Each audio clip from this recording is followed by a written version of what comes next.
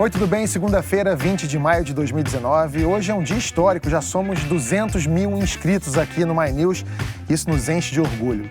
Meu muito obrigado a toda a nossa equipe e a quem acredita em um jornalismo de qualidade, plural e independente. Bom, para quem não me conhece, eu sou Antônio Tabet e este é o Segunda Chamada. Hoje, nesse dia especial pra gente, com a presença de Ciro Gomes, junto com muitas caras conhecidas, Pedro Doria, Vera Magalhães e a infalível Marilis Pereira Jorge. Sempre no começo do programa, eu dou um resumo dos assuntos, só que as coisas andam acontecendo muito depressa no Brasil.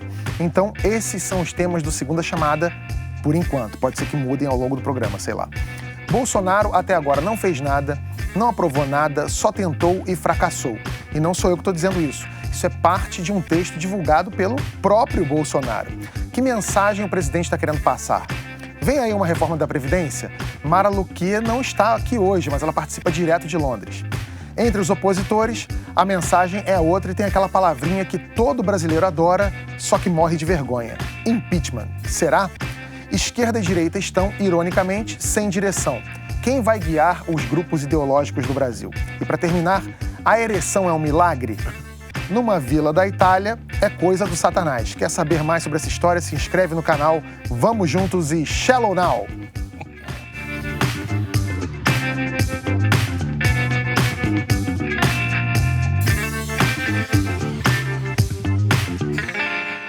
As forças ocultas estão de volta, isso mesmo. Pelo menos deram as caras num texto que o presidente Bolsonaro divulgou por WhatsApp na sexta-feira.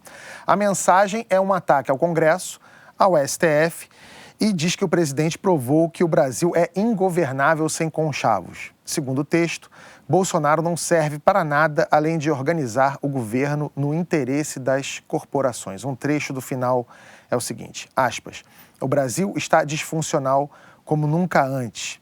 Bolsonaro não é culpado pela disfuncionalidade, pois não destruiu nada. Aliás, até agora não fez nada de fato, não aprovou nada, só tentou e fracassou. Há quem leia esse texto como uma tentativa de chamar o apoio das massas para o presidente centralizar o poder e passar por cima de instituições do Legislativo e do Judiciário. Outra leitura é bem mais simples. Ele nem leu, só repassou. Ele próprio parece confirmar essa versão. Diz que só mandou a mensagem para meia dúzia de pessoas e que quem quiser saber o significado deve perguntar ao autor. Ciro, muito obrigado pela presença. O ex-presidente José Sarney disse que o Bolsonaro joga todas as cartas na ameaça do caos.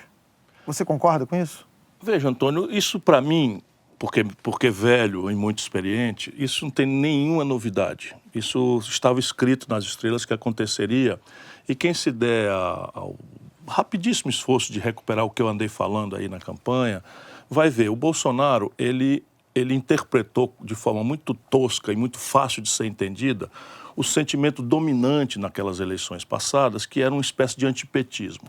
Uma parte com razão, a Dilma malversou a estrutura econômica brasileira, todos os indicadores brasileiros voltaram atrás numa espécie de traição ao que o Lula tinha conseguido produzir e que não tinha sustentação, porque era um ciclo de consumo baseado em preços artificiais de commodities, mas isso é um outro assunto. E o Bolsonaro, e a outra parte nem tem razão, é um antipetismo meio reacionário e tal. Ele conseguiu interpretar e agregou a esse sentimento anti-PT algumas respostas simplórias, superficiais, aos dramas conjunturais do nosso povo. Então, a segurança pública, faltava um macho que pegasse a arma e até não sei o que, saísse atirando todo mundo, que ia botar as coisas em ordem.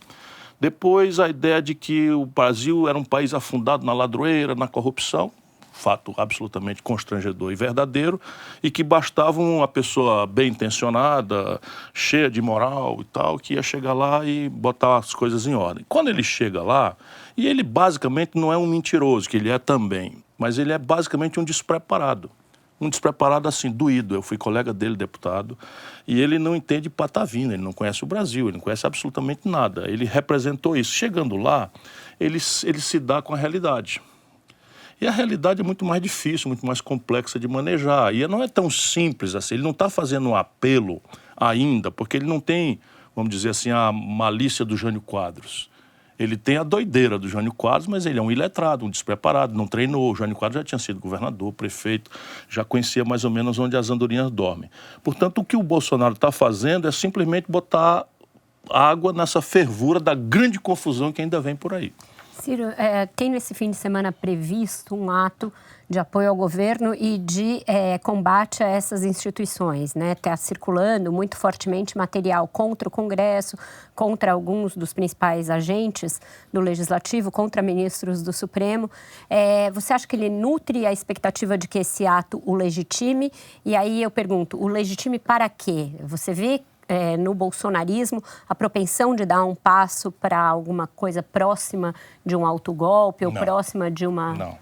Só confusão. É um presidente, para além de despreparado, ele é irresponsável e ele está querendo reproduzir aquilo que deu êxito a ele. Só que o contexto de você ganhar uma eleição é, por definição, um contexto de antagonismo. Então você se afirma negando.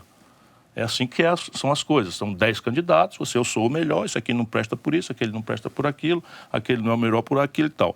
E ele teve êxito com esse conjunto de molecagens, de internet, inclusive com dinheiro estrangeiro. Hoje está muito claro que um baronato, uma parte corrupta do baronato israelita influiu aqui no Brasil com muita grana, né? Me processaram como se eu estivesse generalizando e tal, mas hoje o Facebook já proscreveu as empresas de Israel, que já está demonstrado isso, e vai ser muito bom para mim comparecer à justiça e mostrar mais uma vez. Então, veja bem, para ganhar uma eleição, você precisa desse antagonismo, você estimula esse antagonismo. E ele nunca entendeu que o papel dele, doravante, ganhando a eleição, é unir. É minimizar as arestas, é atenuar, é estabelecer um diálogo, uma contemporização. E aí vai ficando muito estranho, porque o discurso dele, antissistema, não guarda a menor coerência com o fato de que ele é absolutamente o sistema. Tem 9 generais no Ministério, 9 generais. 122 oficiais superiores ocupam as diversas hierarquias do governo. Não é? O Guedes é simplesmente um homem sem nenhuma vivência do setor público, comandando a economia em cima do rentismo, do privilégio absoluto a uma agenda ultraconservadora, que já não tem mais nem quem a defenda no debate internacional, e o resto é a turma da Praça da Alegria. São essa turma de doidos, de malucos, transvariados, que ele encheu aí o governo. Infelizmente, em alguns lugares críticos, como a educação. Não é? Mas o que vai acontecer? Confusão, não tem um projeto. Qual é, Ciro, o seu prognóstico? Porque tem várias... Confusão. Mas o que quer dizer confusão? Porque confusão é assim... Tem um momento aí em que o país para de funcionar. Não, o país já não está funcionando. Exatamente. Então, veja bem, quanto que a gente também estava disso? escrito nas estrelas. Né? O Brasil, com Michel Temer, resolveu, sem nenhum precedente internacional, e a elite toda, vamos lá, e vamos lá, e vamos lá, e fizeram a aberração de congelar com status constitucional os gastos, de maneira que você só pode gastar hoje aquilo que foi gasto no ano passado, mais a inflação que está aí ao redor de 4%. Qualquer gasto acima que você eventualmente tiver que fazer, vamos lá, Brumadinho, teve um gasto excepcional, 100 milhões, 200 milhões, aí é trocado, sob o ponto de vista da grande conta pública, mas só para dar um exemplo prático, não estava previsível, mas teve que fazer o movimento. Então, esses 100 milhões tem que descontar por dentro. E o Michel Temer fez um aumento importante para os deputados, para os políticos e para os juízes, isso já custa bilhões, e o Bolsonaro, na hora de fazer a reforma da Previdência, a proposta, ele reestruturou as carreiras dos militares, que também importa em boa quantidade de bilhões. Resultado, esses bilhões a mais estão tendo que ser descontados. E eles ficam fazendo graça e discurso de que é austeridade, que é para combater balbúrdia. Não é nada, é simplesmente o corte, é obrigação constitucional. E isso vai fazer com que o sistema universitário brasileiro, os institutos federais, parem. Daqui a pouco nós vamos ter constrangimento graves nos custeios das Forças Armadas, que também foram cortados em 43%. Então, veja bem, a fronteira brasileira já está operando a meio expediente. Mas o que você tem que avisar o inimigo aí, que não pode atacar de tarde. O que você está descrevendo aí é como confusão. Que o Brasil para. E tudo bem, acho que todos aqui estamos enxergando esse Brasil parando. Tem uma hora que esse governo, em se mantendo dessa forma, vai se mostrar inviável, porque não consegue romper. Só que estamos ao quê? A menos de 5 meses do primeiro mandato. É isso. Então, qual é a solução a vista? Vai ser um parlamentarismo? As elites estão conversando sobre isso, né? Para esse primeiro momento, o que está determinado, assim, a maioria dos políticos, aqueles que de fato estão com a mão na ponta dos cordões, que importam, e diálogo... Que são... Vamos lá, vou pegar aqui um exemplo. O Rodrigo Maia, que é presidente da Câmara, ele tem um cordão importante na mão, não é? Mas são os 3, 4 banqueiros importantes que conversam, e aí tem pontes com a oposição, então eu tenho uma ponta de cordão na mão, e sei lá, o Lula lá na cadeia tem outra ponta de cordão na mão, então tem uma conversa por interpostas pessoas, que basicamente é o seguinte: a avaliação nossa é de que a confusão é real, vai vir, vai se agravar, e que a forma de mitigar, por enquanto, é uma espécie de parlamentarismo não parlamentarista sob o ponto de vista institucional. É um esforço de contenção de danos a partir da organicidade institucional do Congresso Nacional. Mas tendo em vista a força que o presidente tem no presidencialismo brasileiro, é viável um presidencialismo sem presidente? Não, mas eu estou falando em contenção de danos. E é a única coisa que pode acontecer. Agora, só voltando a essa questão da passeata que a Vera chamou... Esse ponto que eu queria comentar, desculpa, ainda na sua questão. O Bolsonaro está chamando um cadáver para a rua. Esse é o problema. Então, eu ia lembrar, a gente Você se refere à passeata de domingo? Isso é o começo, porque é radicalização. E aí bota Deus na história, que ele é ungido de Deus, aí pede o povo para rezar. Aí você começa a transformar a coisa em irracional. Aí o outro lá também quer desqualificar. O Bolsonaro chama de idiotas, imbecis, aqui. Então ele esquenta o caldo de um lado, aí o outro lado também quer chamar o outro de sei lá o quê. E esse tipo de coisa vai negando a linguagem da política. Bolsonaro acredita que tem um apoio popular muito grande. A gente sabe o que aconteceu, por exemplo, quando o Collor chamou as pessoas para irem às ruas vestidas de verde e amarelo. A gente sabe, né, o que aconteceu nessa história. O próprio Jânio em 61, né? O que pode acontecer se essa passeata flopar, não aparecer ninguém, ele não tiver esse apoio e, de repente, esse governo perceber que nem esse apoio popular que ele acredita que tem, no final, ele está se esvaziando? Marilisa, os tempos estão tão estranhos que eu vou citar aqui uma pessoa que era improvável que eu citasse em qualquer circunstância, que é a Janaína, né, a deputada lá de São Paulo. A Janaína percebeu o que é uma obviedade. Você chamar a manifestação estando na situação é de uma loucura absoluta. Por quê? Porque cai nessa primeira síndrome. Ninguém vai para a rua protestar a favor. A própria palavra protestar supõe antagonismo. E as pessoas estão botando uma agenda. Corte na educação, a gasolina a R$5, percebe? O dólar 4,10. E o que é que nós temos para comemorar? E essa difusa denúncia do sistema e uma coisa antagônica ao Congresso Nacional e antagônica ao... Vamos lembrar, o Congresso Nacional brasileiro é muito pouco querido, muito pouco respeitado pelo povo brasileiro. Mas ele acabou de ser renovado por este mesmo povo brasileiro. Portanto, atribuir ao PT todas as mazelas, isso é um rendimento declinante. Mas será que não é uma rejeição ao modus operandi do Congresso? Sem nenhuma dúvida é. Mas veja bem, o Bolsonaro não era esse inorgânico que se apresentou e empacotaram para o povo imaginar. O Bolsonaro é um politiqueiro. Vamos lá, eu conheço o Bolsonaro, fui colega dele. O Bolsonaro é deputado federal há 28 anos, ou seja, membro do sistema. O Bolsonaro esteve ligado a a situação do Rio de Janeiro. O Bolsonaro apoiou o Sérgio Cabral, o Bolsonaro apoiou o Crivella, o Bolsonaro apoiou todos. Aécio. O Garotinho, o Aécio e tal. É ligado ao que há de mais atrasado, mais podre, mais corrupto. E agora, o que está enervando o Bolsonaro é que descobriram, finalmente, pegar o rabo do rato. Esse filho dele, Flávio, ele que ensinou. Quem faz a rachadinha foi o Bolsonaro. O Bolsonaro é que no gabinete dele botava um monte de funcionário fantasma que devolviam 90% dos salários a ele próprio, Bolsonaro. E foi botando os filhos e foi ensinando os filhos a fazerem isso. É por isso que você chama ele de mentiroso também? Ele é mentiroso, quanto mais. Por quê? É só procurar na internet. Por exemplo, reforma da Previdência. Há 6 meses atrás, antes da eleição, ele dizia que era um crime você botar a idade mínima de 65 anos. E eu dizia, é preciso discutir a Previdência, há um problema aí, a diferença da idade tem que ser vista por questão rural, mulher, trabalhador urbano, mas evidentemente o trabalhador urbano de trabalho intelectual tem que ter uma idade mínima. Então eu tentava mostrar que havia uma complexidade nos assuntos e ele ia no raso, percebe? E isso é um mentiroso, o Bolsonaro é um grande mentiroso. Se ele resolver isso...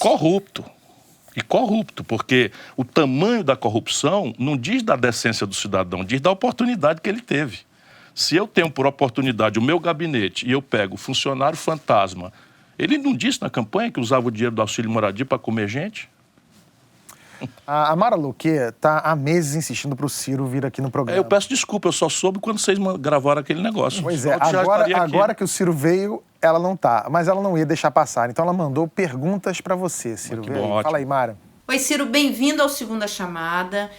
Não vou poder participar do programa porque eu estou em Londres, o My News está abrindo um escritório aqui em Londres, eu vou ficar algumas semanas aqui, mas eu queria participar um pouquinho dessa conversa. Ciro, quando o governo começou a vir uma expectativa de que ele iria encaminhar uma agenda de reformas que deixaria o país mais moderno, mais competitivo, com um ambiente de negócios menos adverso e principalmente que colocaria um rumo nessa trajetória da dívida pública, né, que deixaria essa dívida então estabilizada e conseguiria reverter esse caminho que a dívida está tomando, e o ponto principal seria a reforma da Previdência, dado que essa é a nossa maior despesa, maior até mesmo do que o juro. E isso não aconteceu. O que a gente viu, o que o mercado viu, o que os agentes econômicos viram, foi uma deterioração nessa expectativa. A partir de março, final de março, muitos investidores mudando o seu posicionamento nas suas carteiras de investimentos. A gente começa a semana passada encerrou com dólar acima dos R$4, bolsa em queda, taxa de juro abrindo no longo prazo, enfim, o que mostra essa deterioração. O Banco Central, inclusive, anunciando um leilão de dólar para essa semana, para tentar conter esse dólar. Os mercados agora, os agentes econômicos, eles se voltam para o Congresso. Eles acham que o Congresso é que vai liderar essa agenda de reformas. Rodrigo Maia, o presidente da Câmara, já encomendou a proposta de reforma tributária que está caminhando na Câmara, é a proposta encomendada pelo Rodrigo Maia ao Bernardo Api. A proposta de reforma da Previdência na comissão especial vai receber um substitutivo do Mauro Benevides Filho e do Centrão, o Centrão apresentando uma própria proposta, ou seja, então o mercado já enxerga o país caminhando para um parlamentarismo e um protagonismo do Congresso no encaminhamento dessa agenda de reformas. Como é que você vê esse movimento? Você acha que esse movimento tende a se consolidar, a se confirmar? Minha outra pergunta é em relação à sua política econômica. O Mauro Benevides Filho, o seu economista, é visto como um grande gestor de recursos públicos. Ele fez um belo trabalho no Ceará, fez inclusive uma reforma no Ceará, tem uma forma muito pragmática de encarar a gestão dos recursos públicos, não é um populista. No entanto, o mercado financeiro morre de medo de você. O mercado financeiro acha que você tem medo desse seu temperamento, acha que você, para a economia, seria muito difícil, criaria muitos entraves para a economia, dado o seu temperamento. Ou seja, Ciro em alta seria bolsa em baixa, juros em alta, dólar em alta. Você tem uma carta aos brasileiros, Ciro, na manga? O que você diria para essas pessoas para esses agentes econômicos que têm tanto medo do seu temperamento na condução da economia? Olha, Mara, se há uma coisa cega no Brasil, é o tal mercado. Ele não se reúne, não conversa e não racionaliza as questões. E uma dos vetos deriva disso. Quer dizer, vamos lá. Eu não sou um jovem virgem que acabou de chegar no bar, né? Eu sou uma pessoa, por exemplo, que em 1988 foi eleito aos 29 anos de idade prefeito da quinta maior cidade brasileira. E naquela ocasião trouxe um jovem talentosíssimo que tinha recém-doutorado em Vanderbilt, chamado Mauro Benevides Filho. De maneira que o Mauro Benevides Filho é uma cria política minha, E nós temos trabalhado juntos essa vida inteira. Foi meu secretário como governador, fui eleito governador, fui ministro da Fazenda, ajudei a consolidar o Plano Real. Não tem um dia de déficit, ao contrário, o maior superávit primário da história do Brasil foi sob minha responsabilidade no ano 94, todo mundo pode procurar no Google. Agora, o problema do mercado no Brasil não é conceitual, é criptoconservadorismo, é irracionalidade. Você imaginar, por exemplo, como o mercado preferiu, né, tendo Amoedo, Meirelles, Geraldo Alckmin, Haddad, que tinha compromisso com essa agenda reacionária do tal mercado, dependência do Banco Central, e optar pelo mais despreparado dos candidatos, isso o mercado devia ter um pouquinho mais de humildade e deixar a gente, os políticos, tomarmos conta, não é, daquilo que é nossa arte, nosso métier. Qual é a raiva do mercado comigo? É que eu boto o dedo no ponto correto. A grande questão brasileira é juro, é dívida pública. E assim, juro e dívida pública, não há razão nenhuma para você ter esse tabu de conversar sobre isso. E aí, veja bem, o sistema tributário brasileiro, depois de 18, 20 anos, 25 anos de governos à esquerda ou centro-esquerda, Fernando Henrique, PT, Lula, o sistema tributário brasileiro é o mais regressivo e perverso do mundo. Por que o mercado me detesta? É porque eu estou dizendo com clareza que o Brasil não vai sair dessa equação fiscal trágica se não criar um sistema tributário mais progressivo. Ou seja, cobrar, por exemplo, impostos sobre lucros e dividendos. Vamos lá, o Itaú, o dono do mercado, o mandão do mercado, uma voz clandestina que não fala por si, mas entope aí os sites e não sei o que e tal, e é o tal mercado, vamos dizer, objetivamente, pegou 9 bilhões de reais de juros e dividendos, não pagou um centavo. Quando todo brasileiro que ganha de R$ 2.050 para cima paga 15% de imposto de renda na fonte.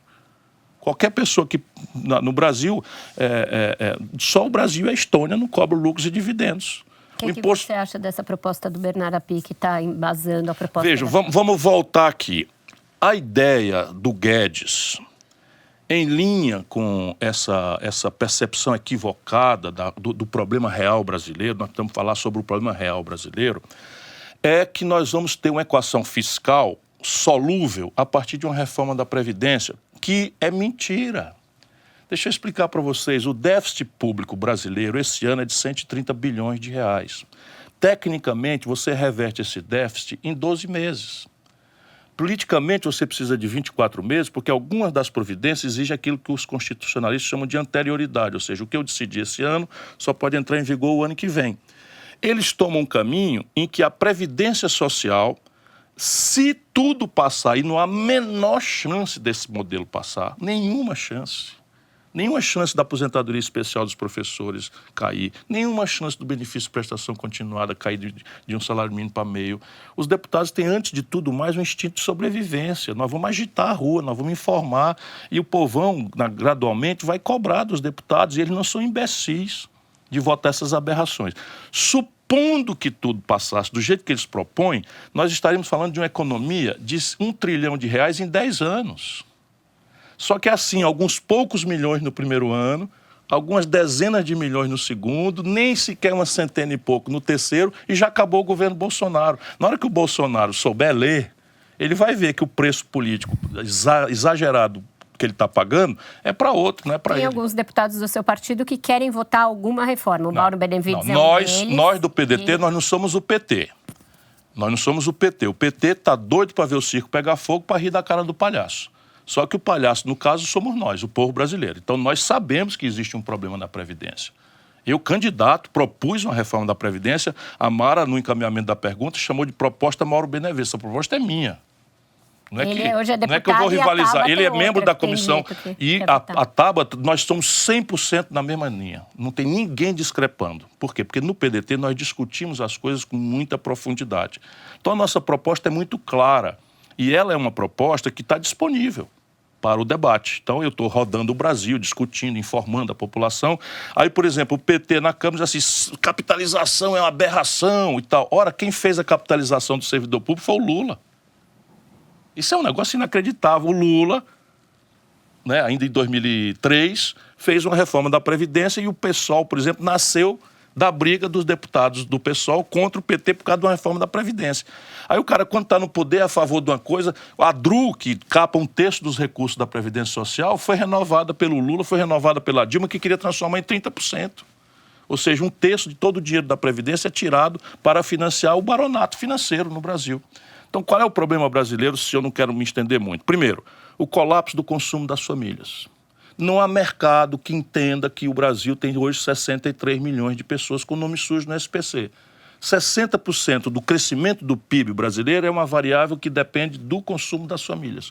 Se eu tenho 14 milhões de desempregados, 32 milhões de brasileiros na informalidade e 63 milhões de brasileiros com o nome sujo no SPC, evidentemente que o principal motor da economia, do crescimento, está colapsado.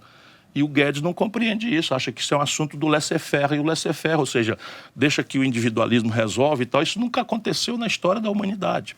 Segundo, o empresariado, de onde viria talvez o investimento privado, não é matéria de confiança subjetiva. Nunca houve isso na história do mundo. Nenhum país do mundo foi salvo da sua tragédia pela poupança dos outros. E no Brasil a gente está com esse papo furado de ganhar confiança estrangeira. Nunca houve esse precedente no mundo. Mas no Brasil é o seguinte, número, 3 trilhões de reais é a dívida dos empresários. 600 bilhões de reais já estão micando. Essa gente, o Fernando Henrique e o Lula, deixaram o Brasil concentrar 80% das transações financeiras na mão de 5 bancos. Sabe quantos bancos disputam o cliente nos Estados Unidos? 5 mil. Aí o juro e os serviços e as tarifas e o respeito ao cliente existem. Aqui no Brasil são 5 bancos. O Banco do Brasil, a Caixa Econômica, o Itaú, o Santander e o Bradesco. Eles combinam, sentam e jantam. E os daqui, do Banco do Brasil e da Caixa, é tudo picareta, com raríssimas exceções, que transitam de forma criminosa do setor financeiro privado para o setor público, traficando informação e tráfico de influência, coisa que na América, na Europa, da cadeia, aqui é normal. Então o camarada sai do Itaú e vai ser chefe do Banco Central, que era o Ilan. Sai do Bradesco, o Levi vai ser ministro da Fazenda. Sai do Banco de Boston, o Meirelles, e vai ser presidente do Banco Central. Só no nosso país, saqueado por esse tal mercado que faz. Terceiro, o colapso fiscal não tem saída sem melhorar o sistema de arrecadação. Então você tem lucros e dividendos, dá 70 bilhões. Você tem imposto sobre heranças, no Ceará é 8%, no Brasil é 4%.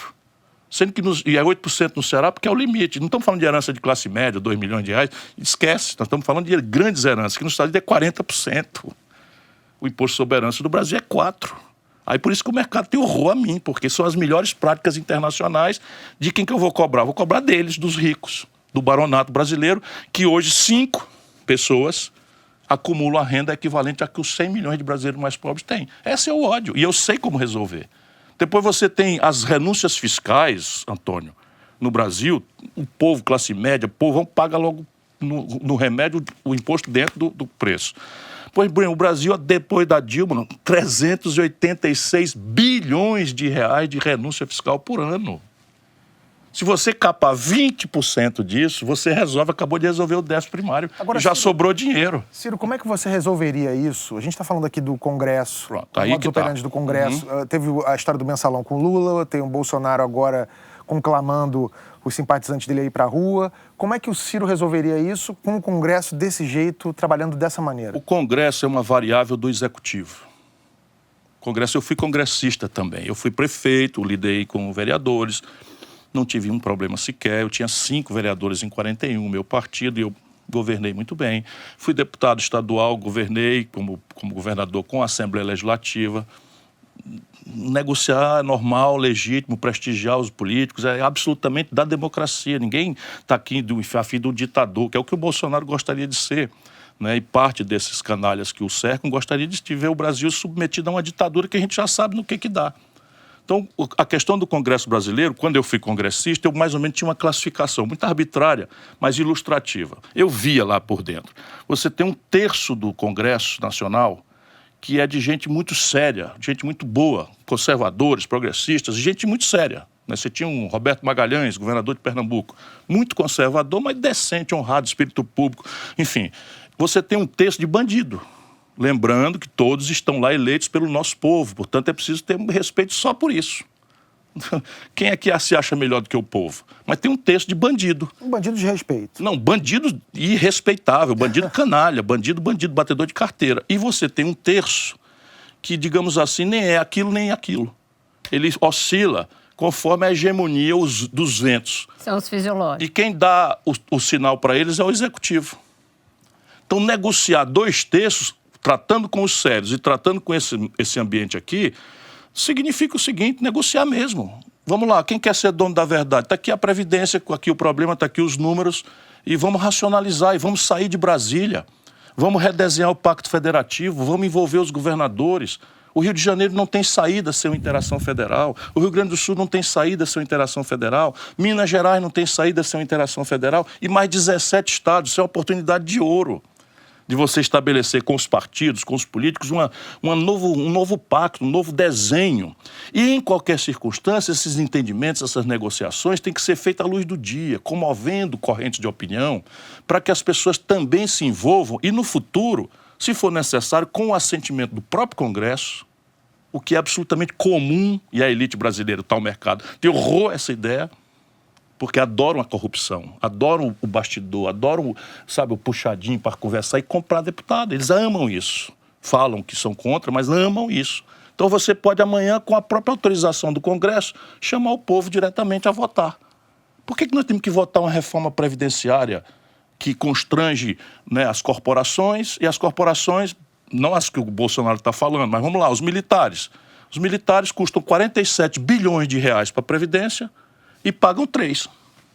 Portanto, o buraco da conta da Previdência nos militares é de 43 bilhões de reais. Qual é a proposta do Bolsonaro para isso? Evidentemente, ele fez o quê? Botou os militares para contribuir um pouco mais e, com a outra mão, criou uma reestruturação da carreira, percebe? Então, os camaradas vão pagar um pouco mais, mas ganhavam 22 mil reais um oficial superior, passa a ganhar 30. Deixa eu ver se eu entendi. Você estava propondo plebiscito para a reforma? Sim, claro, porque esses assuntos, eles é o seguinte, o Brasil tem uma contradição ancestral. Entende reforma da Previdência para votar em Claro, você dá 3 meses de campanha. Qual é a dificuldade? Eu estou andando, acabei nessa mesma viagem, estive em Bangu agora, no Clube do Bangu. Se você tiver paciência, vai explicando para as pessoas. Mas isso não é suprimir uma atribuição que é do Legislativo? Sim, mas o Legislativo pode perfeitamente, em boa sintonia com o Executivo, transferir determinadas decisões com autorização do Congresso Nacional para que o povo vote. Por quê? O Brasil tem uma síndrome. Nós temos uma minoria ativa, organizada, que sabe o que está acontecendo, e uma esmagadora maioria do povo difusa, desorganizada, desinformada e tal. Então você veja, quando o deputado se elege, ele se elege pelo povão. Mas quando ele vai para Brasília, é o judiciário, é o promotor de justiça, é o general, é não sei o quê, são os poderosos que o cercam. Inclusive pela esquerda, essa mesma síndrome. O PT sempre optou por falar pelos funcionários públicos, pelos bancários, pelo setor organizado. Mínima, minoria mínima. E deu para o povo a migalha. Essa é a grande questão do Brasil. Agora, veja, nos Estados Unidos, na Europa, no Japão, na Ásia, plebiscito é uma coisa rotineira. Assuntos de natureza tributária, ninguém mais vota pelo sistema representativo do século XIX. Ninguém mais. Por quê? Porque, veja bem, na hora que eu disser, vou propor um tributo sobre grandes fortunas. Quem são as grandes fortunas do Brasil? São os donos da Globo, os donos do SBT, os donos do Record. O que eles vão fazer com o SBT, com a Record, com a Globo? Eles vão mandar o cacete, que o Brasil tem imposto demais, que cobrar imposto é para roubar mais, e não sei o que e tal, e a população acaba caindo nessa. Agora, na reforma da Previdência, está lá o Ratinho falando a favor, o Silvio Santos falando a favor, a Ana Hickman falando a favor, gente que não, sabe... Essa é a tragédia do Brasil. Um dia antes de divulgar o texto, o Bolsonaro usou pela primeira vez a palavra proibida impeachment, respondendo uma pergunta sobre corte no orçamento. Na sexta e no sábado, a hashtag impeachment Bolsonaro foi o assunto mais comentado no Twitter. O colunista Reinaldo Azevedo escreveu um artigo com o título Impeachment de Bolsonaro entra no radar. Impeachment banalizou? Tem mais impeachment que gol anulado pelo VAR aqui no Brasil. É igual a loura do banheiro. Se você falar muito, mais cedo ou mais tarde, ele aparece. Pedro, para você, o impeachment tá na esquina ali? Eu acho que a gente tem um problema, Tawit. Coisa de alguns meses atrás, aquele historiador israelense, o Yuval Noah Harari, alguém perguntou para ele, numa palestra que ele estava dando nos Estados Unidos, a respeito da possibilidade de de impeachment do Donald Trump. E ele deu uma resposta que eu acho fascinante. A resposta foi o seguinte: embora o Harari seja um cara absolutamente anti-Trump e ache que o Trump é um desastre e tudo mais, o ponto no qual ele foi o seguinte: algo entre 15% e 20% da população americana acha que o Trump é o cara que chegou aqui para finalmente representá-los. Uma turma que se via não representada fazia décadas no poder americano. E o argumento dele é: se o Trump sofre impeachment, o que você está falando para esses 15%, 20% das pessoas é que, olha, a opinião de vocês, o voto de vocês não tem significado algum. Vocês jamais serão representados. Eu acho que... e olha, eu escrevi vários artigos na época do impeachment da Dilma favorável ao impeachment da Dilma. Mas se uma das coisas que o impeachment da Dilma de fato nos mostra é que o Harari está certo. Porque existe ali uns 10, 15% de brasileiros que olharam para o impeachment da Dilma e se sentiram ludibriados. Sentiram que o voto deles foi desrespeitado, que foi arrancado, tudo mais. Vai acontecer a mesma coisa com o Bolsonaro se a gente seguir por esse caminho. Só que agora vão ser os 10, 15% da Dilma mais os 10, 15% do Bolsonaro. A gente começa a empurrar o Brasil para um buraco do qual não tem saída. Agora, ao mesmo tempo, a gente tem que reconhecer que temos um problema. A gente tem uma estrutura do presidencialismo brasileiro que é o seguinte: se entra um presidente inepto, que foi o caso da Dilma e é o caso do Bolsonaro, a gente fica preso a essa pessoa durante 4 anos. Alguma solução a gente vai precisar conseguir para essa. O impeachment é um remédio, é o único remédio que a Constituição oferece e, no entanto, é um remédio pesado demais. A gente vai precisar encontrar uma outra solução. Eu tenho a impressão que para o Bolsonaro não dá mais. Ô Vera, como é que é para os militares, como é que está essa... Os militares acho que chegaram ao governo Jair Bolsonaro achando que iam ter um protagonismo enorme, que iam ser uma espécie de poder moderador e se viram diante de uma realidade muito mais bagunçada do que eles imaginavam, que tem esses filhos que influem no dia a dia do governo, que tem um guru lá da Virgínia que esculhamba com eles e eles não estão acostumados a ser esculhambados, o que eles gostam é de hierarquia, ordem, prezam muito isso. Então acho que eles tomaram um baita susto. E aí depois que as coisas escalaram um ponto muito grave, aí algumas semanas, quando até o general Vilas Boas, que é uma espécie de ícone lá dentro, começou a ser alvo de ataques, aí eu acho que... Ataques vulgares.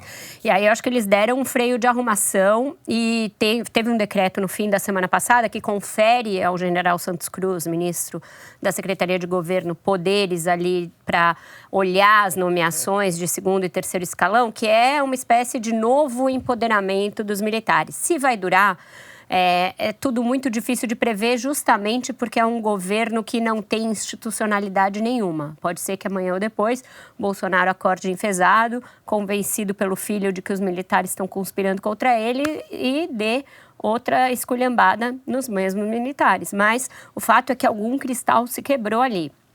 Os militares sabem que o presidente tem um núcleo altamente ideologizado, que eles não respeitam, que eles consideram deletério, mas que tem um poder, se não igual, talvez até maior que o deles próprios, algo que eles não imaginavam quando foram chamados a colaborar com o governo. Não sei se você concorda. É perfeita.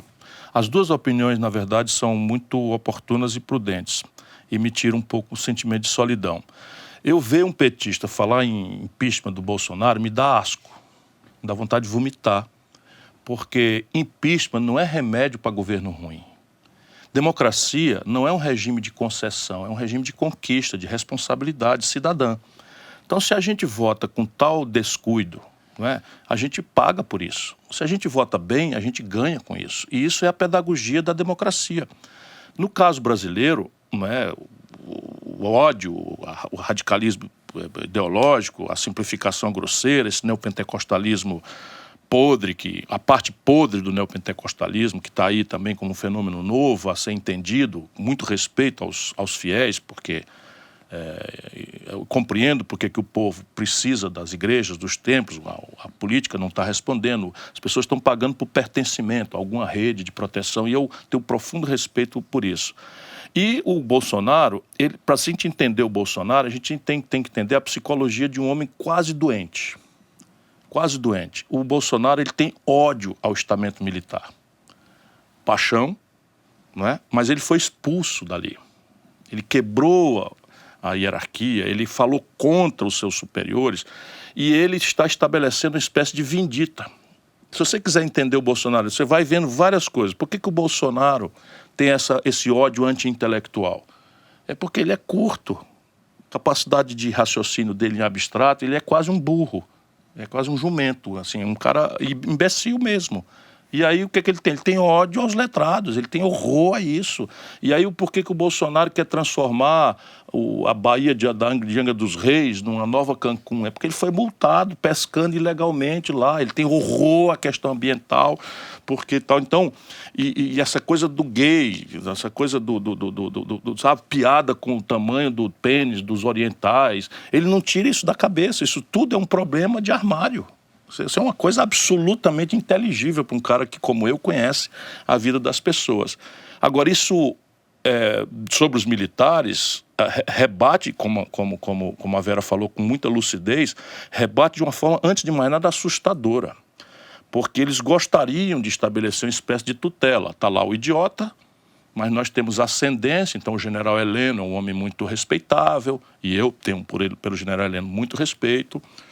Acho que eles estão traindo a história, né, porque estão contemporizando com essas loucuras, né, estão contemporizando com a entrega do Brasil aos estrangeiros, base de Alcântara entrega aos americanos, a Embraer entrega aos americanos, o acerto. Nós já devemos aos militares, a isso que a Vera corretamente e bem informada que colocou, nós devemos aos militares, ainda no bastidor, nós não estávamos numa aventura bélica na Venezuela. O Bolsonaro acertou com o Trump uma aventura na Venezuela, rasgando todas as nossas tradições, violentando a Constituição, como devemos ao Rodrigo Maia a lembrança de que quem autoriza a guerra, porque ele tinha acertado com os americanos entrar o Brasil com... E os militares mostraram, e o bicho é tão canalha que falou em público que o Brasil não podia entrar porque não tinha arma. A gente não sabe até que ponto ele acertou, mas o fato é que os militares fincaram o pé que não haveria intervenção. Eu fico pensando nisso que o Pedro falou, do impeachment ser o único remédio, a única saída para um caso de impasse institucional, de impasse, às vezes, fiscal, como aconteceu com a Dilma. Mas eu não vejo disposição no de Congresso ninguém nenhuma. Em tratar de reforma O Congresso já sabe que cometeu um erro grave com o impeachment da Dilma. Eu converso com líderes da situação da época, da situação hoje, os líderes do PSDB, eles sabem o erro estratégico, histórico que cometeram, não é? Eles sabem que a essa decisão é que se deve o momento que o país está vivenciando e não querem mais para isso. Evidentemente que o presidencialismo tem uma fragilidade que é unipessoal na personalidade do presidente, mas isso também é a possibilidade dele mudar. Ele pode mudar a qualquer momento. O Collor, por exemplo, antes de cair, há destempo, mas antes de cair, o Collor fez um gesto. E por que você acha que o impeachment do Collor era legítimo e o da Dilma não? Não, porque no caso do Collor houve um grande consenso. E o vice... Né? Havia um grande consenso entre a plutocracia, o baronato, a quem ele traiu. O Collor traiu o baronato. O Collor fez o sequestro da poupança e esterilizou quase um terço da dívida brasileira. Esse tal mercado que o elegeu se sentiu violentamente traído por ele, né? As organizações Globo, que deram a ele a força que deram, não sei o que e tal, se sentiram todos traídos. Perderam dinheiro muito pesadamente, né? E o povão junto. Então foi um raríssimo consenso, por interesses diferentes, mas houve uma reunião. E havia ali o crime de responsabilidade. Havia ali flagrantemente o crime de responsabilidade. Diferente do caso da Dilma, que não cometeu crime nenhum. A Dilma foi um governo desastrado, talvez candidato ao pior governo da história do Brasil, na minha opinião. Assim, até porque... Até agora. Até agora, so far. Eu acho aí que tem um ponto que no fim das contas, o que a Constituição estabelece no rito do impeachment é que existe um tribunal. Esse tribunal é presidido pelo presidente do Supremo e quem avalia se houve crime ou não é o Colégio de Senadores. Não é verdade. Se a partir do momento que os senadores decidem que houve o crime, porque o crime houve. Não é verdade. O impeachment é um processo jurídico-político. A parte jurídica, ou seja, o cometimento de crime de responsabilidade, tal qual está como tal definido na Constituição, ela não cometeu. O que aconteceu no Brasil foi um golpe de Estado, ao modo soft. que os americanos aprenderam a estimular Mas agora. um golpe exige um rompimento da Constituição, Ciro. Não exige golpe. Se a gente for... Exige uma interpretação elástica. Ué, Mas o direito, ele tem interpretação elástica. Crime de não? responsabilidade. Olha, nulum crimen, nulla pena sine lege. Eu sou outrora professor de direito.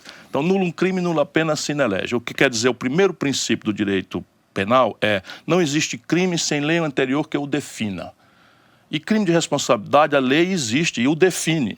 Trata-se de trair o país, de traficar informação para o inimigo estrangeiro em caso de guerra. você está dizendo que crime de responsabilidade fiscal não existe isso. Simplesmente não existe crime de responsabilidade fiscal. Depois da Dilma, com esse teto de gastos, se estabeleceu a ideia de que extrapolar o teto de gasto é crime de responsabilidade. Não tem crime de responsabilidade fiscal. Crime de responsabilidade. Depois da Dilma. Antes, deixa eu te dizer... A lei de responsabilidade fiscal existe. Não existe, não estabelece combinação nenhuma para o Executivo Federal, só para os estados e municípios. Isso é simples, é trivial, isso não cabe essa discussão. Você está intoxicado pela propaganda da época, mas, na verdade, não existe crime de responsabilidade fiscal. Isso não existe. Então por que ninguém recorreu ao Supremo? Foi feito o recurso, e o Supremo, como sempre, como diria o velho Rui Barbosa, é o poder que mais tem faltado à República. Mas, Ciro... Veja bem, quando a pessoa comete crime, perde os direitos políticos. A aberração deles, caçar a Dilma e conservar os direitos políticos da Dilma, aquilo foi um ato absolutamente golpista. E eu concordo, eu acho que foi um erro político. Eu acho que foi um erro político, mas a gente tem que voltar, no fim das contas, isso aqui é um circuito fechado.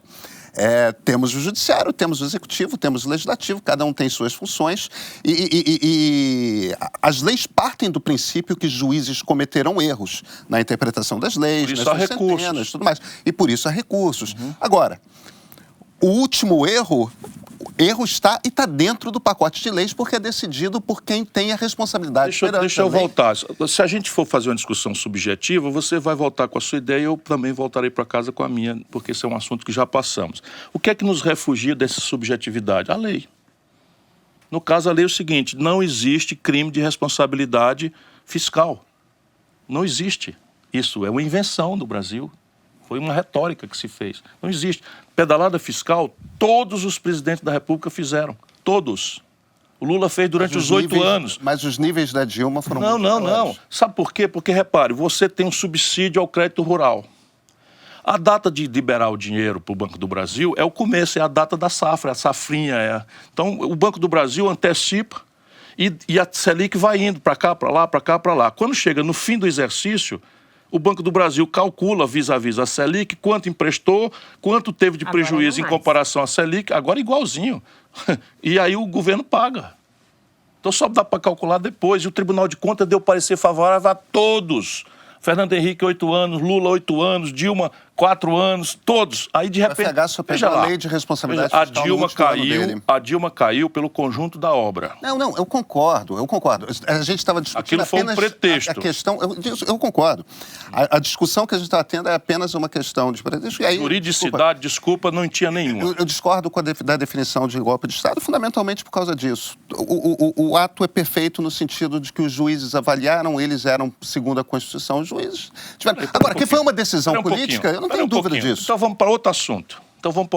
A Constituição Federal Brasileira, de forma explícita e clara, diz no artigo 5º que todos somos inocentes até prova definitiva em contrário. Estabelece que prova definitiva em contrário é o trânsito em julgado. Define que trânsito em julgado é aquela sentença sobre a qual não pode mais pesar nenhum recurso. O que quer dizer que, na realidade louca do Brasil, não estou defendendo essa aberração, mas na realidade louca do Brasil, nós temos 4 graus de jurisdição. O juiz singular, o Tribunal Regional, o STJ e o Supremo Tribunal Federal. Sendo que o STF, dependendo do advogado que você tem, é interminável, né? Então, tudo isso aqui vira o itinerário da impunidade. Isso. Então, corrigir isso é o quê? Acabar com esses graus de jurisdição, os 4, e estabelecer 2 graus de jurisdição para crime comum, que é assim no mundo inteiro. Nós conservamos os 4 graus de jurisdição e o Supremo Tribunal Federal, por 6-5, como é que pode? Por 6-5 define que a prisão em segunda instância cabe. Como é que pode? Então você diz assim, não, mas os tribunais... Mas isso é um protocolo formal. Tudo bem, mas evidentemente que a última palavra é deles. Claro, se é o Supremo que cabe a interpretação da Constituição, ao Supremo cabe... Sim, mas se 5 de 11 menos 1 dá 6, estabelece uma crença oposta em cima do que é claro, eu me submeto. Mas por muitos anos eu me submeto porque eu sou um democrata. Eu sou um democrata e me submeto, como estou aqui submetido. Agora, desculpa eu dizer, isto é uma aberração. Ciro, tudo bem. Mas é o Supremo que interpreta a Constituição. Eu não fui para a rua tocar fogo no Congresso porque o Congresso praticou um golpe. Eu me submeti. Mas não é possível dizer que não foi um golpe de Estado.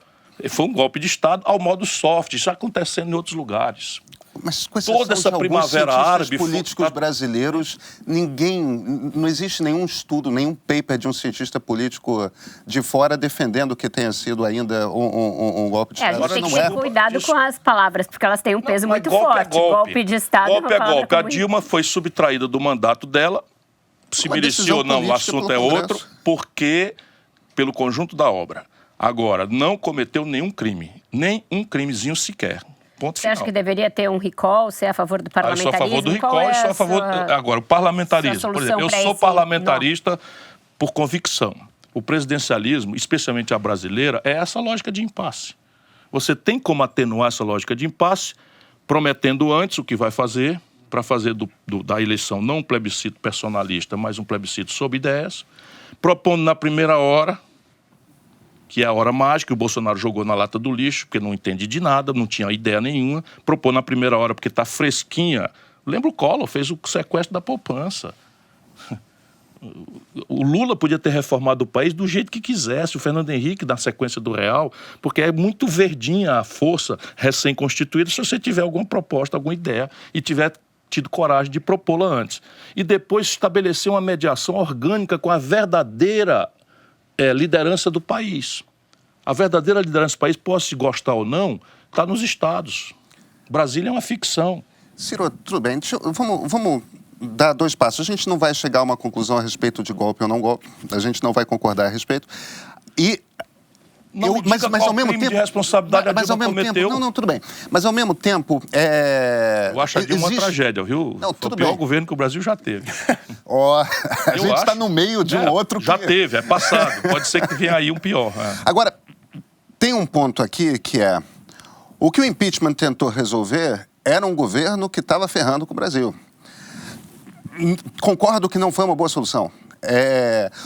A questão, o que o Supremo tentou resolver com a questão da prisão após julgado em segunda instância foi justamente quebrar o ciclo de impunidade, que é um drama para o Brasil.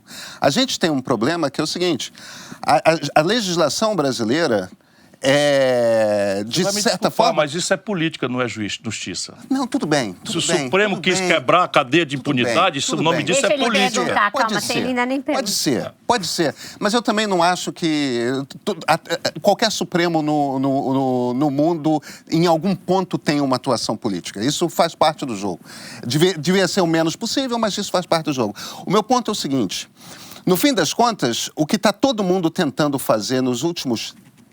de 2013 para cá, é encontrar alternativas, encontrar atalhos para tentar resolver esses problemas intrínsecos ao Brasil, que é gente com muito poder e muito dinheiro nunca vai para a cadeia, que presidentes ineptos chegam, começam a fazer um estrago e são 205 milhões de pessoas que sofrem com isso. Como é que a gente resolve isso? Porque, no fim das contas... Tudo que a gente está falando existe uma paralisia no Congresso Nacional de há alguns anos que não reforma o que tem que ser reformado, né? A pergunta do Pedro é basicamente o seguinte, os fins justificam os meios? Não. Aí o probleminha da elite brasileira, e a elite aqui, no sentido sociológico do termo, é uma coisa que é meio indizível, né? Mas é que a gente pode refrasear com o devido respeito.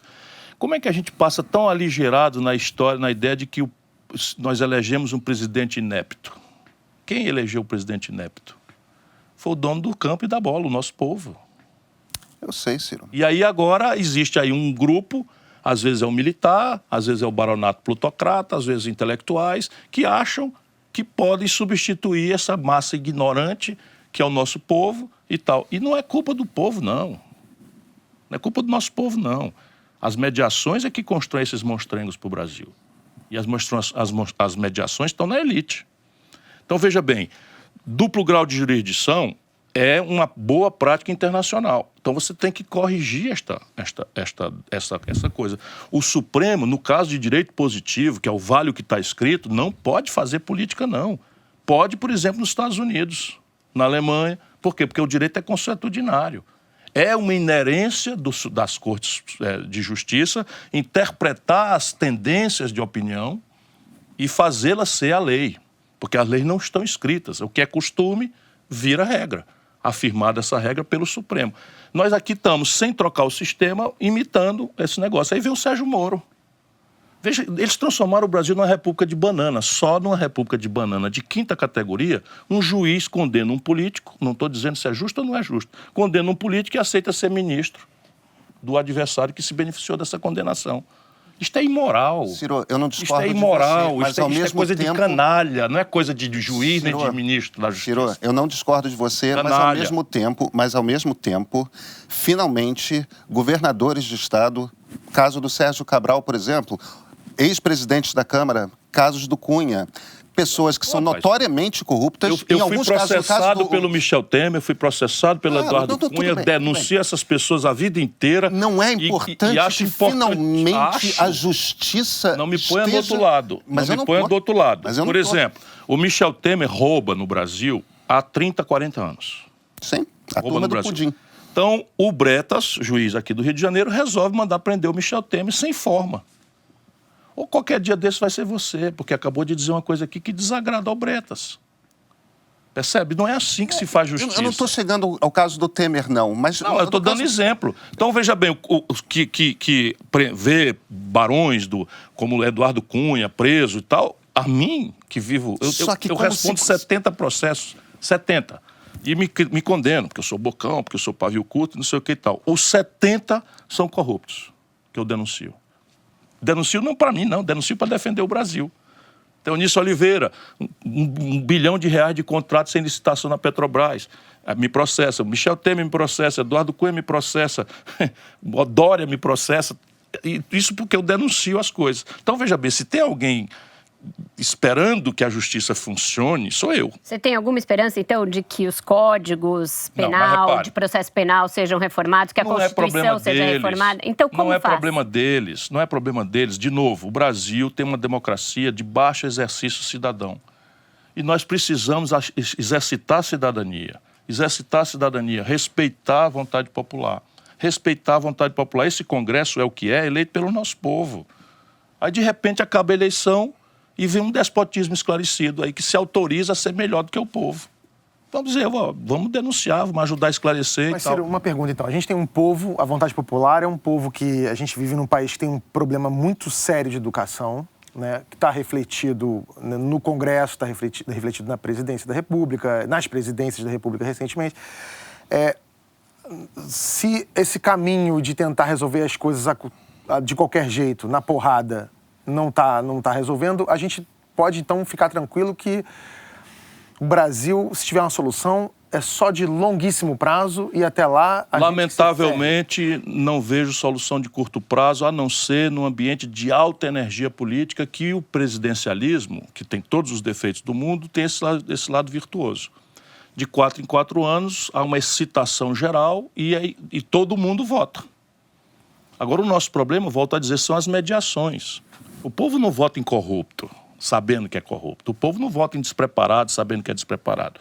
O povo vota nos pacotes que a elite, que as mediações preparam para eles. Mas no caso do Bolsonaro, a imprensa expôs tudo que ele é. Não se pode dizer que... Não é verdade. Vou pegar aqui o exemplo caricato. O Bolsonaro foi na bancada do Jornal Nacional, com audiência de 70, 50, 60 milhões de pessoas, entregou um papel falso ao Bonner, dizendo isso aqui é o kit gay que estão querendo impor nas escolas para ensinar a meninada a dar bundinha. E depois eles desmentiram. Nunca não tem como fazer isso o Bonner nem a Globo desmentiram isso. Claro que sim. Claro que sim. Nunca desmentiram. Todo mundo desmentiu, Ciro. Todo mundo não. Eu desmenti, você desmentiu. Fato ou fake das organizações Globo, eles no ar, no dia seguinte, o próprio Bonner. As pessoas votaram no Bolsonaro não porque não sabiam como ele era, porque sabiam como ele era. Isso é que a gente tem que discutir. Claro que sim. Todo mundo sabe que o Bolsonaro passou a vida defendendo tortura, que passou a vida falando as coisas que ele fala. Mas isso aí o buraco é um pouco mais embaixo. Na nossa cabeça, nós que estamos aqui no outro ambiente, nós abominamos a tortura. Mas num povão que está todo dia sendo humilhado por milícia, o problema, então, não é de mediação. humilhado por assaltante, humilhado não sei o que e tal, eles têm natural vontade de uma certa vingança institucional contra os opressores da vida do dia a dia deles. Então, quem normalizou o Bolsonaro não foi a imprensa, foi o eleitor do Bolsonaro. Não, desculpa, mas... Que comprou o Bolsonaro pelo valor de face. Não estou falando imprensa, não estou falando mas imprensa. Mas a mediação, em grande parte, passa pela imprensa. Tá a pergunta da Mara. Dizer, por que o mercado me odeia? Sem favor nenhum, quem era o mais preparado naquela disputa? Ciro, uma pergunta aqui que nem está no... Sem nenhuma imodéstia, quem era o mais treinado? Quem era o mais treinado, assim, uma pessoa que tem uma história, que podia ser biografado, quer dizer, cadê o escândalo onde eu fui envolvido? Vamos lá, o Alckmin está envolvido em escândalo, não sei o que e tal, mas o cara é governador, não sei o que e tal. O Meirelles, ultra-reacionário, não entende nada do Brasil. Mas a hipótese que ela levantou do seu temperamento, você acha que não conta nada? Tu acha mesmo? Olha a comparação do meu temperamento com a do Bolsonaro. Um pouquinho. Ô, Ciro, que dia foi que eu andei dizendo vamos metralhar o adversário, e não sei o que tal, estão distribuindo... Que é isso? Ciro, deixa eu te fazer... Eu sou indignado, é outro assunto. Deixa eu te fazer uma pergunta que não está nem no roteiro, mas eu gosto de dizer que essa última eleição não foi uma eleição de voto, foi uma eleição de veto. De veto. Né? Sim. E as pessoas buscaram um outsider, né? E o outsider, apesar de ser um deputado há 30 anos... É um outsider porque ele não era identificado nem com os dois lados da moeda que vinham girando nas últimas eleições. Que era... O anonimato do baixo clero o permitiu... Exatamente. Ele estava entre o tucanato ali de Serra Alckmin, ninguém aguentava mais. E do outro lado, o Lula-petismo ali, a Dilma e etc. Você se arrepende de, em algum momento, ter associado a sua candidatura ao PT? Não. Porque isso te levou para um lado que você podia ter sido essa figura... Não me arrependo porque eu não tenho cara para mentir. Assim, é verdade que eu me associei ao PT por muitos anos.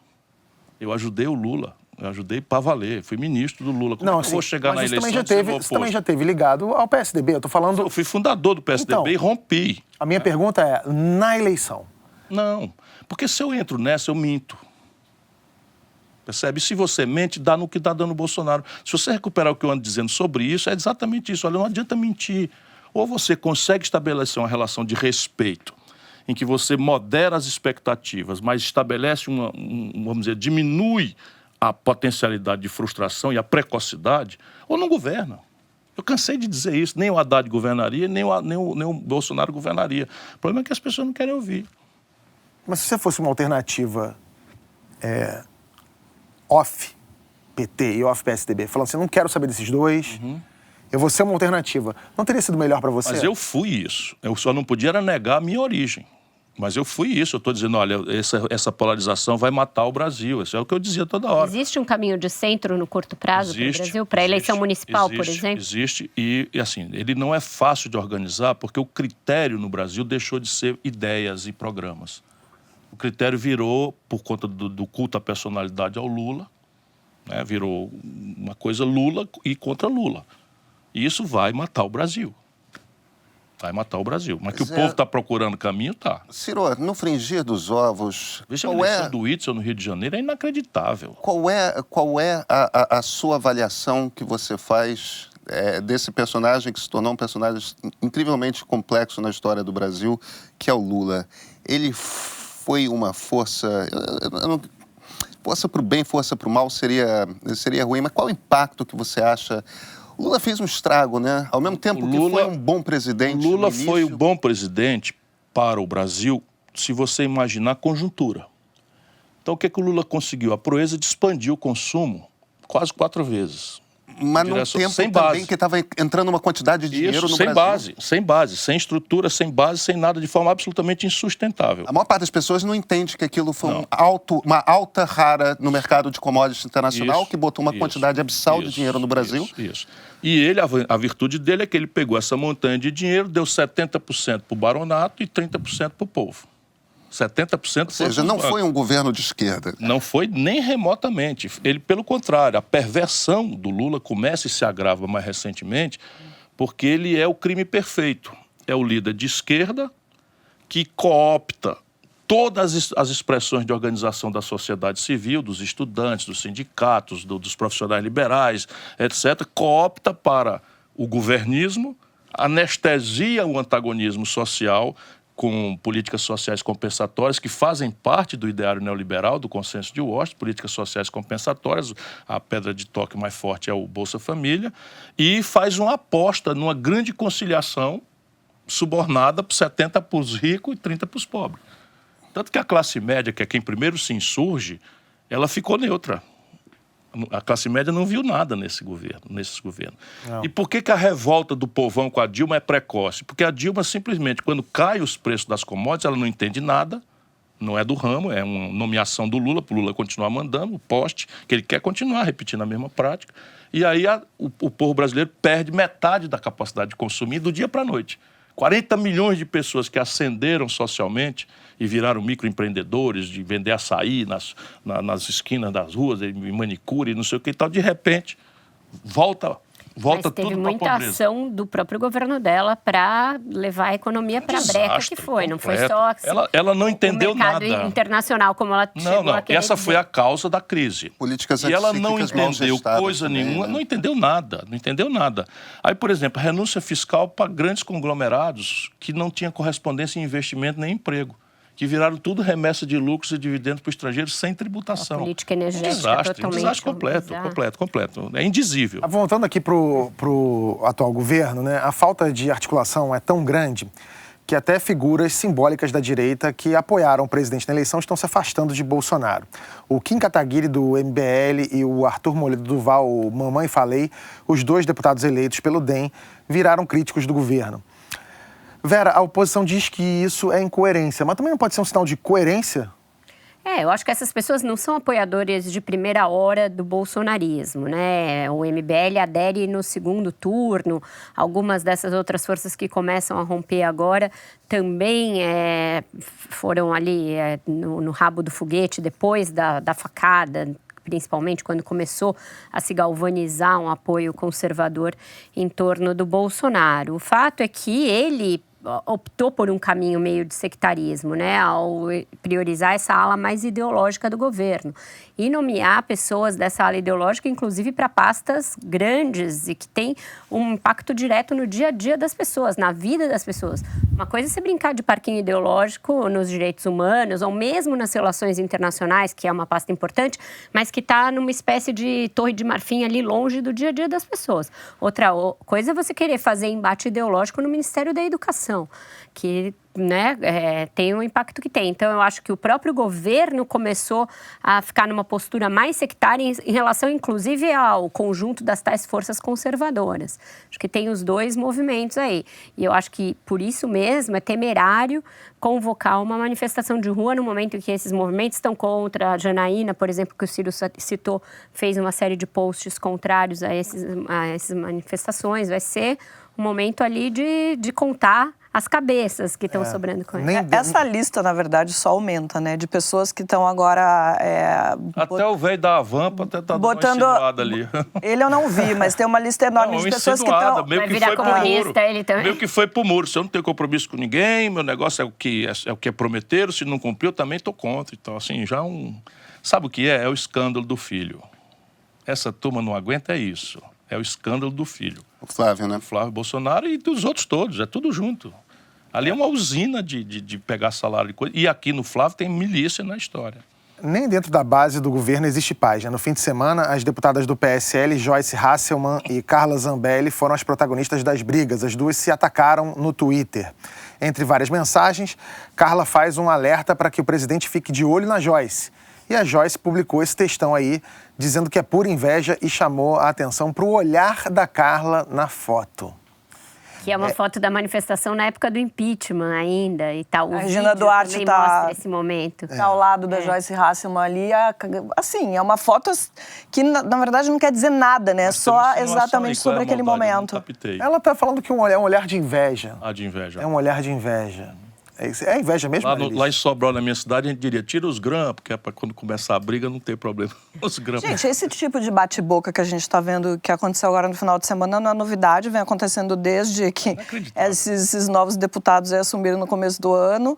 A Carla Zambelli foi para as redes sociais cobrar um posicionamento da Joyce em relação à medida provisória da reestruturação. Da reestruturação ministerial, e aí a coisa descambou para um lado pessoal, a Joyce chamando a Zambelli de fofolete, insinuando que ela é burra, acusando ela de nepotismo cruzado.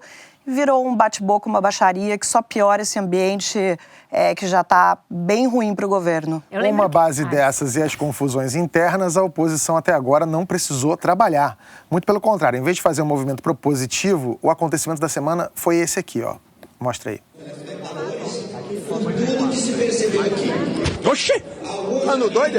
Oxê! Mas que pô? Oxê, peraí! Ei, você passou batendo em todo mundo! Tá ficando maluca? Oxê! Ela vai lá, ano doido? Tá vindo com ela, acredita aqui! Foi agredido! Eu fui testemunha! Ela chegou e agrediu! Ninguém empurrou você não, mentirosa! Essa aí foi a deputada Maria do Rosário dando trancos nos colegas reclamando de agressão. A imagem foi divulgada pelo MBL. É isso que a nossa democracia precisa como oposição num governo como esse, Ciro? Não, definitivamente não. Eu fico angustiado, tentando renovar o tempo todo as minhas convicções democráticas. Você tinha visto esse vídeo? Eu já tinha Ciro? visto. Enfim, é chocante. Estou dizendo, aí vi outro lá, um petista pedindo o impeachment do Bolsonaro, o outro falando que negócio de capitalização é aberração, o outro chama o ministro da Fazenda de tchutchuca. Isso tudo é um desastre. Isso tudo é um desastre. Isso tudo, enfim, é o que eles chamam de lacração. Virou essa coisa ridícula de sair na televisão de qualquer jeito. Enfim, paciência e força, porque é deprimente tudo isso. Quando eu estive em Brasília da primeira vez, depois da eleição desse novo Congresso, eu fui acompanhar um dia lá em que eles estavam fazendo uma espécie de vivência para aprender a ser deputados e tal. E no meio das aulinhas, eles estavam mais com o celular, fazendo live, sem prestar atenção em absolutamente nada. Essa moça, Carla Zambelli, era uma delas. Ela estava rapidamente fazendo live. Ela se apressou em sair para fazer uma live, dizendo que ela estava lá fazendo a aula, enrolada numa bandeira do Brasil. E aí, uma das raposas, daquelas que não foram reeleitas, que muita gente comemorou, virou e falou assim, agora vocês vão sentir saudade aí com a bancada dos cinegrafistas amadores. E é disso que se trata, né? E isso daí é ela. A Maria do Rosário, provavelmente estava querendo produzir um vídeo dizendo que foi agredida, mas já tinha outra pessoa filmando antes para mostrar que ela simulou a agressão. Então é isso, a gente está vivendo tempos de Big Brother no É uma loucura, né? Mas, por favor, lembre você que elegeu esse povo. Pedro, a gente está falando aqui do Flávio Bolsonaro. Você acha que esse vai ser o calcanhar de Aquiles do governo? Os dois calcanhares, né? Porque, no fim das contas, eu acho que a grande lição que a gente aprendeu com a Lava Jato é quando você começa a puxar o fio, vem tudo. E a quantidade de procurador com vontade de vazar coisa, de delegado de Polícia Federal do outro time com vontade de vazar coisa. E você vê, pela ação mesmo, a quantidade de sigilos fiscais e bancários que foram quebrados. Obviamente, aquilo já é o MPRJ e um juiz. Vamos lançar essa rede o mais ampla possível, porque a gente sabe que a gente vai encontrar coisa. E vão encontrar. É patente que vão encontrar. A Assembleia Legislativa do Rio, encontrar uma pessoa honesta ali é difícil. Porque a prática da política aqui nesse estado já é uma prática na qual a corrupção faz parte do cotidiano muito intimamente. Com frequência, os deputados até esquecem que estão sendo corruptos, de tão habituados que eles estão com aquele ambiente. Pelo contrário, eu acho até que é o certo, é o correto fazer.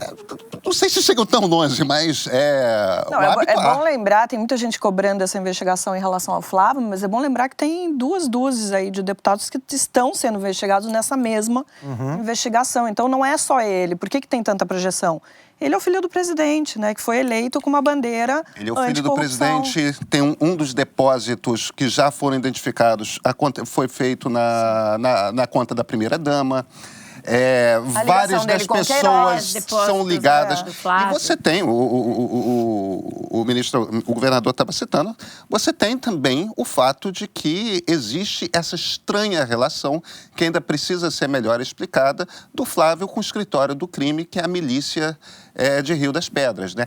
Que é a milícia que, segundo a polícia, foi responsável pelo assassinato da Marielle. E eu não estou fazendo aqui uma relação entre o assassinato e o Flávio, não. Agora, existe uma relação entre o Flávio e as pessoas que cometeram o crime. Claro, ele empregou a mulher... A mulher e a mãe. E a mãe... Do comandante. Exatamente. Agora, é impossível ignorar essa informação. A Cora, que já veio aqui, ela escreveu um texto nas redes sociais dela essa semana, que é muito bom, que ela falou o seguinte: poxa, se tá ruim para todo mundo, deve estar muito pior pro clã Bolsonaro. Porque ele tinha uma vida muito tranquila, boa, né? 30 anos como deputado, ele empregou os filhos dele, ele tinha os esquemas ali, estava rolando tudo ali muito bem. De repente, ele pega uma presidência da República e se vê bombardeado diariamente, né? E com uma devassa em cima de... É muito fácil você ser a pedra, né? E foi o que como eles agiram durante a eleição. A partir do momento que você vira vidraça, olha o que acontece. E eu acho curioso eles reclamarem disso. Será que eles não imaginavam que exatamente o que está acontecendo iria acontecer a partir do momento que eles são as principais figuras do poder? Isso é uma coisa que me chama atenção em vários aspectos desse governo Bolsonaro. A falta de alguém que diga, olha... Eles não têm superego, isso né? vai dar problema, isso aqui vai dar problema. O senhor quer se candidatar à presidência? Então tá, vamos olhar o que tem aqui na vida pregressa da família, porque, tudo bem, venderam essa história de nova política, mas nem isso eles são nova política. É aquele filhotismo mais clássico da política brasileira. Ninguém avisou que isso viria? Agora, tem um ponto aí, a gente estava falando mais cedo dos generais, eu acho que o maior drama... Quem está vivendo é essa geração de generais. Eles estão sofrendo. Porque eles tinham...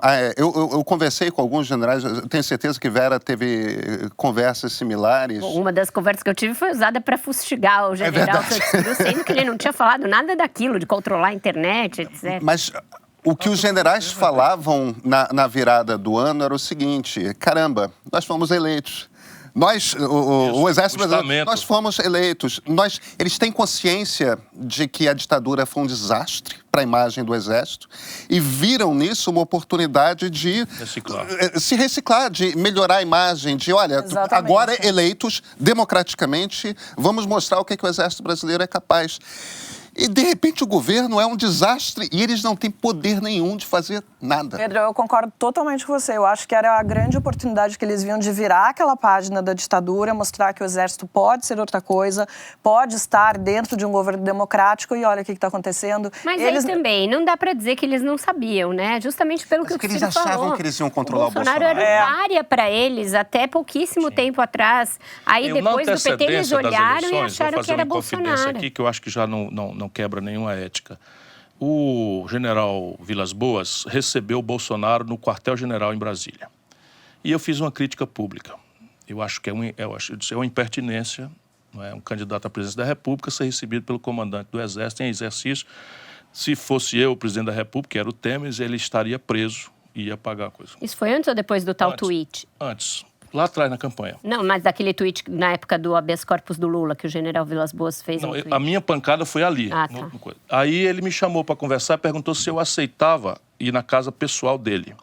O Vilas Boas. Vilas Boas. E eu disse não, com muito prazer e tal. E fui ter uma conversa com ele. E nós falamos com muita clareza. E eu disse para ele das minhas restrições ao caminhar do Mourão e disse para ele do meu medo do despreparo chocante do Bolsonaro. E ele me ouviu com muito respeito e acatamento, mas depois tomaram-se de entusiasmo com o Bolsonaro. Né? Qual a leitura que você faz do Mourão?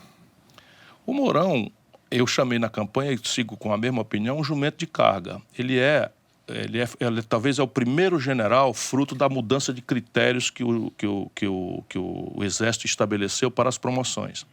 Antes havia uma promoção radicalmente meritocrática, que era primeiro de turma, essas coisas e tal. De repente, eles perceberam que isso, ou chegaram à conclusão de que isso não era, e passaram a também estabelecer critérios de de dedicação, de troupier, né, que o francês chama de troupier, o cara que não tem grandes luzes, mas é dedicado à tropa e tal. E ele é o primeiro que chega nesse nível.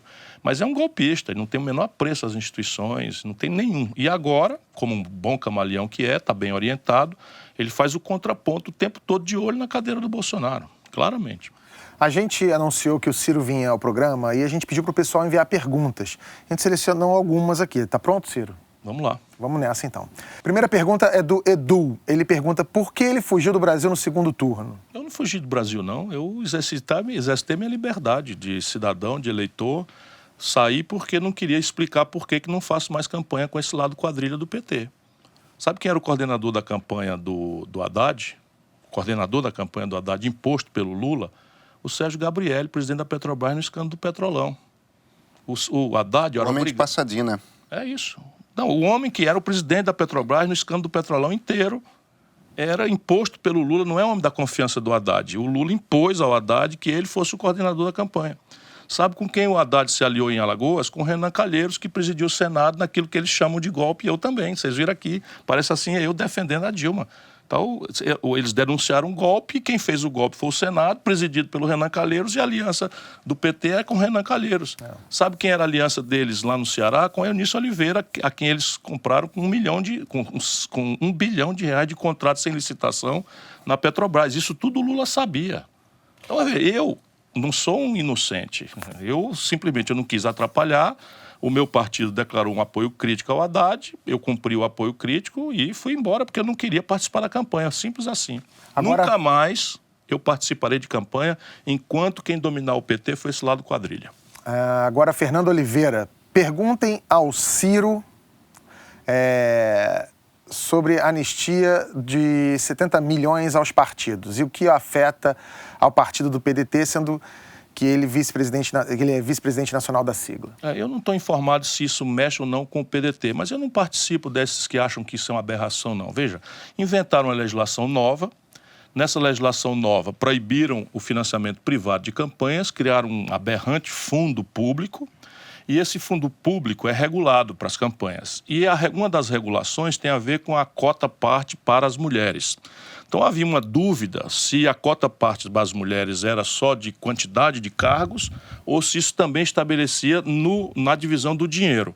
E o tribunal, obscuro como estava, resolveu dizer que era também o dinheiro. Aí virou esse negócio dos laranjas do PSL, uma confusão danada, e o Congresso resolveu fazer uma anistia.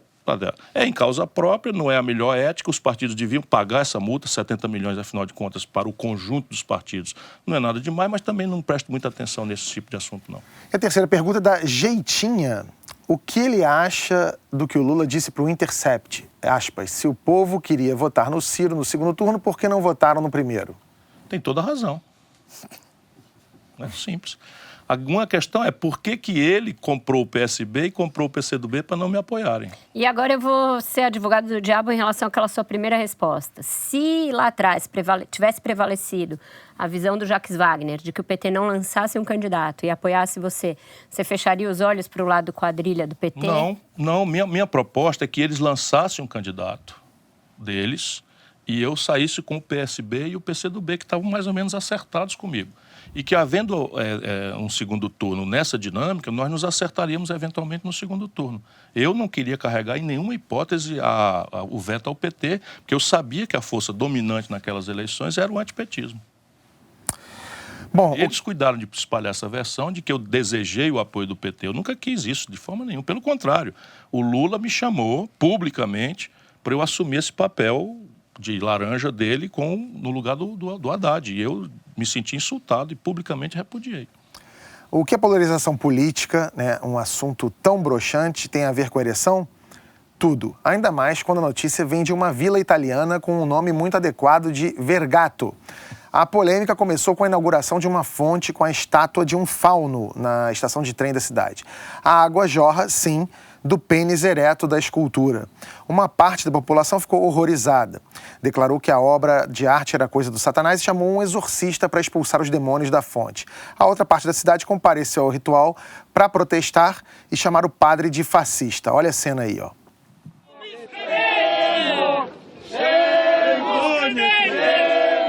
O exorcista Davi Fabre se diz padre, mas não é.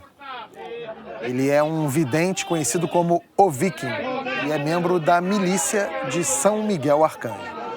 Em setembro, ele foi condenado por apologia ao fascismo depois de distribuir fotos de Mussolini. Então era fascista mesmo. Ciro, uma fonte dessa no meio de uma praça em Sobral, como é que seria recebida? Na boa. Pode acreditar. Daria uma polêmica e tal, mas Sobral é uma cidade muito ilustrada. Nós temos 200 mil habitantes, é a minha cidade no Ceará. Temos 26 mil matrículas de ensino superior. Sobral é uma cidade que tem a melhor educação pública do Brasil. E, enfim, é uma cidade bastante arejada. No Brasil, a gente tem que lidar com nossos próprios demônios. O principal deles, que tem nos assombrado dia e noite, se chama Juntos e Shallow Now. A versão de Paula Fernandes e Luan Santana para o hit da Lady Gaga e do Bradley Cooper pegou todo mundo de surpresa. Ninguém esperava que fosse bom. E mesmo assim, foi muito abaixo da expectativa. Marilisa, o que aconteceu? Olha, eu adianto que eu só ouvi aquele trechinho da música. Eu nem nunca ouvi a música original, pra você ter uma ideia, porque não faz muito minha... Eu vi assistir O que ao aconteceu? Viu o filme?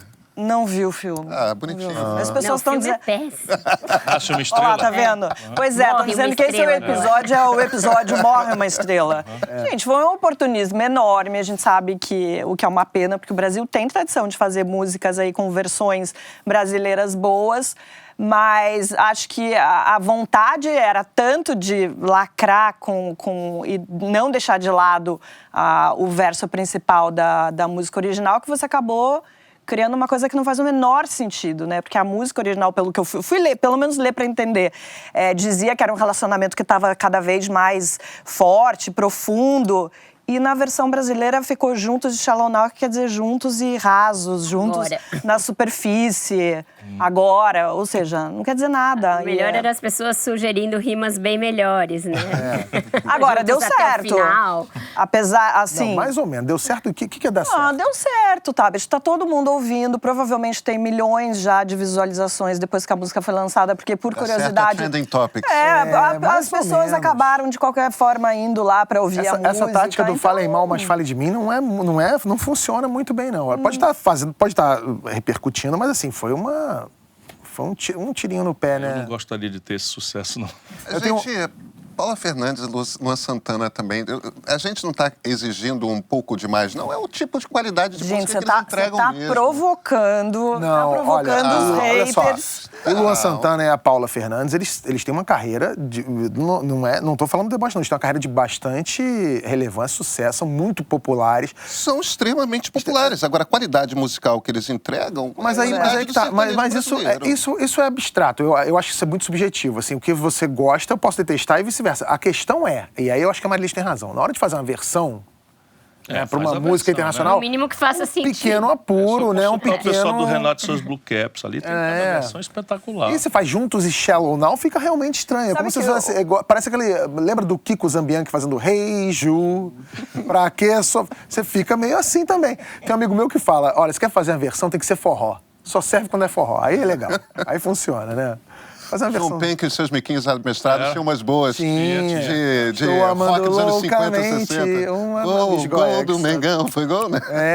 Mas olha, no mínimo, as pessoas deram mais parecidas, saíram um pouco do noticiário político, que tá realmente pesado. Fizeram a coisa da Joyce e da Carla juntas. Até a gente aqui tá voltando a sorrir, tá vendo? É verdade. Não, Juntos uma e Shallow Now proliferação de memes. Foi do Uber, não viu? Tinha o Uber, o Select, Juntos e Shallow Now. Eu vou te falar. Muito bom, vai. Virou uma... Ó, próxima campanha, quando você for entrar aí, se você candidatar, você fala assim, Ciro e você juntos e Shallow Now. Já vai ter passado, você vai parecer meio... Calma. Aliás, tem plano, Ciro? Qual é a... Eu tô com a leveza de quem não vai mais planejar ser candidato. Então, você vê, eu vou chamar Teve uma época que você quase veio aqui pro Rio, não teve? Concorreu pelo Rio? Insistiram comigo, mas eu serei candidato à presidência da República ainda se eu entender que é minha obrigação. Mas eu também estou de saco cheio dessas coisas todas, de conviver com esse tipo de coisa e tal. Tá. Então você não cogita uma candidatura que não seja a presidência? Não. Lá no Ceará, eu já tinha me resolvido. Eu ajudei a preparar, a treinar uma nova geração que é brilhante. Falam desse Mauro Filho, mas o prefeito, o Roberto Cláudio, tem PhD em saúde pública. O Camilo é mestrado, tem mestrado, que é o governador, tem mestrado em meio ambiente. E tem uma turma nova, o Sarto, presidente da Assembleia. Então, o Ceará tem 12 quadros. E o caminho Leonel Brizola resolveu o Rio de Janeiro? Eu adoro o Rio, morei por aqui por conta do meu casamento passado e tenho muita dor. E eu ia, como presidente da República, eu tinha um projeto inteirinho de como resolver a equação do Rio.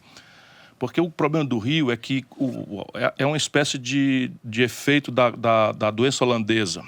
A doença holandesa é o seguinte, você tem dinheiro demais de uma fonte que não é permanente e passa a gastar por conta. Então, o petróleo subiu para $110 o barril, que é a mesma coisa que permitiu ao Lula ser tão popular. E o Rio de Janeiro foi muito beneficiado, embora tenha evoluído para uma espécie de monocultura, botou os ovos todos numa cesta só. E pegaram um dinheiro que devia ser posto em investimento, em diversificação da plataforma produtiva e botaram em custeio. E aí o petróleo caiu de 110 para $30, os custeios ficam e o Rio, vamos dizer, com os ovos todos numa cesta só, tombou e deu essa tragédia. Fora que os ovos foram roubados, né? E, assim, o roubo, ele põe a caricatura, ele põe a perda de confiança no sistema, ele predispõe o povo a esse voto. Mas é um percentual pequeno do dinheiro. Mas é um percentual irrelevante sob o ponto de vista da grande questão. Mas aqui foi um negócio vulgar, Ave Maria. Então, enquanto o Ciro não decide se ele vem para o Rio ou não, não sim. vem. Juntos e Shallow Now, a gente termina aqui o Segunda Chamada de hoje. Ciro, muito obrigado pela presença. Marilis, Vera, Pedro também. Para quem é membro, a gente continua mais um pouquinho aqui da conversa. Se você quiser acompanhar, é só se inscrever. Eu volto na quinta-feira com Mara Loquê e o programa Investimento é Pi. Valeu, gente. É isso. Até mais. Tchau, tchau. Passam os créditos. Ô Ciro, a Tabata é um grande nome hoje dentro do PDT. Como é que você vê o caminho dela na política? Eu que recrutei, é muito curioso isso. Ela tinha 19 anos e eu, todo ano, sou chamado para fazer essa... Você conheceu ela lá em Harvard? Em Harvard. E ela fazendo astrofísica e ciência política. E eu, nas horas vagas, estudo astrofísica, cosmologia. Um diletantismo puro. E eu achei aquilo fenomenal. Eu sou uma pessoa que está na universidade estudando astrofísica e ciência política. E tal, eu comecei a interessá-la na política. E ela é muito aficionada com a educação e já conhecia a experiência de Sobral.